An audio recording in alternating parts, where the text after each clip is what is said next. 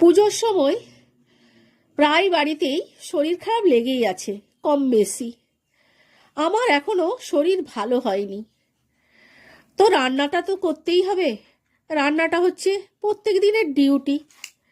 রান্না না করলে খেতে পাবো না, তাই রান্না করে নিলাম ভাত, আর করে নিয়েছিলাম শাক ভাজা, আর ছিল ফুলকপি দিয়ে আলু দিয়ে পোস্ত, আর রেখেছিলাম পাঁপড় দিয়ে, সয়াবিন দিয়ে, আলু দিয়ে একটু রসা বানিয়ে নিয়েছিলাম, আর করে নিয়েছিলাম চালতার চাটনি।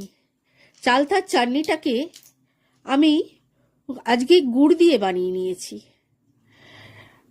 সেইটাও আমি বাটির মধ্যে দিয়ে দিলাম। তোমাদের কার কেমন লাগলো জানিও। ভালো থেকো, পাশে থেকো, প্লিজ পাশে থেকো।